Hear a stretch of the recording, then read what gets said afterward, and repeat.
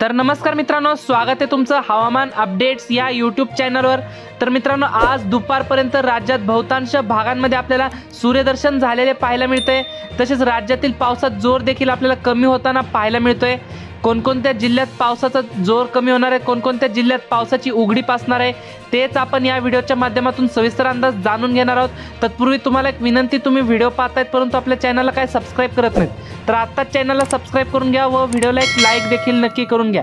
तर मित्रांनो, तुम्ही हा व्हिडिओ कोणत्या लोकेशनवरून पाहतायत ते देखील आम्हाला कमेंट करून नक्की सांगा, म्हणजे आपण येणाऱ्या व्हिडिओमध्ये त्या भागाचा देखील आढावा जाणून घेऊयात। मित्रांनो, तुम्ही जर आमच्या चॅनलला सबस्क्राइब केलं असेल तरच तुमची कमेंट आमच्यापर्यंत पोहोचत असते, त्यामुळे चॅनलला आता सबस्क्राइब करून घ्या व व्हिडिओला एक लाईक देखील नक्की करून घ्या। मित्रांनो, राज्यातील बहुतांश भागांमध्ये आपल्याला दुपारपर्यंत सूर्यदर्शन आपल्याला पाहायला मिळते, जसं की तुम्ही स्क्रीनवरती बघू शकताय।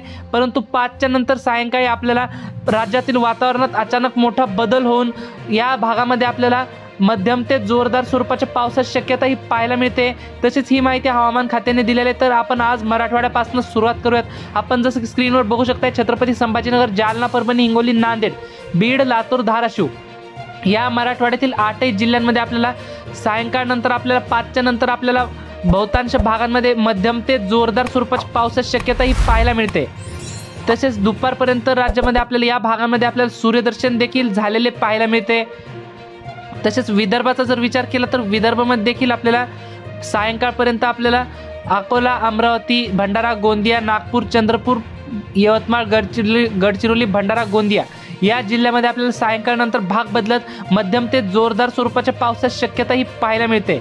तर पश्चिम महाराष्ट्रात जर विचार केला तर सोलापूर या जिल्ह्यामध्ये आपल्याला पावसाचा जोर वाढताना पाहायला मिळते। या जिल्ह्यामध्ये आपल्याला अतिमुसळधार स्वरूपाच्या पावसाची शक्यता ही पाहायला मिळते। तर पुणे, सातारा, सांगली, सोलापूर, पंढरपूर, अहमदनगर या जिल्ह्यामध्ये देखील आपल्याला पावसाची संततधार पाहायला मिळते। तसेच कोकणपट्टीचा विचार केला तर कोकणपट्टीमध्ये मुंबई, ठाणे, पालघर, रत्नागिरी, रायगड, सिंधुदुर्ग, राजापूर, सावंतवाडी, कल्याण, डोंबिवली, वसई, विरार या संपूर्ण कोकणपट्टीच्या भागामध्ये आपल्याला पावसाची संततधार कायम पाहायला मिळते। तर नाशिक, जळगाव या भागामध्ये देखील आपल्याला पावसाचा जोर कमी होताना पाहायला मिळते।